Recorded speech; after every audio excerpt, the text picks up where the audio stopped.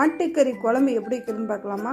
அதுக்கு முன்னாடி என் மாமனை போய் ஆட்டுக்கறி வாங்கிட்டு வாயான்னு சொன்னால் நல்லா இளந்தாரி ஆடை நல்லா கொல்லுன்னு இருக்குது ஆட்டை பார்த்து வாங்கிட்டு வந்துட்டாரு. சரி, இதை மட்டன் சுக்காவும் மட்டன் குழம்பு வச்சிடலான்னு ரெடி பண்ண ஆரம்பிச்சிட்டேன். ஒரு குக்கரில் இஞ்சி பூண்டு பேஸ்ட்டு நல்லா சேர்த்து வதக்கிட்டு கருவேப்பிலை கூடவே போட்டு நல்லா வதக்கிட்டு 2 கிலோ ஆட்டுக்கறியை சேர்த்து நல்லா வதக்கி எடுத்துட்டு அது கூடவே கொஞ்சம் மஞ்சத்தூள் கொஞ்சம் மட்டன் மசாலா சேர்த்து நல்லா வதக்கிட்டு அது கூட கொஞ்சம் வேகிறது அளவுக்கு தண்ணி ஊற்றிட்டு நல்லா கிளறி விட்டுக்கோங்க. அதுக்கப்புறம் பார்த்திங்கன்னா வெங்காயம் தக்காளியெல்லாம் கட் பண்ணி சேர்த்துக்கோங்க, பச்சையாக சேர்த்துக்கணும். சரிங்களா? அதுக்கப்புறம் கொஞ்சமாக ஆயில் விட்டு தக்காளி, சின்ன வெங்காயம் தக்காளி 2யும் கட் பண்ணி ஒரே டைமில் போடணும். போட்ட பிறகு நல்லா வதக்கி எடுத்துகிட்டு அதை வந்து குறப்பாக அரைச்சி குறப்பாக தான் அரைக்கணும்.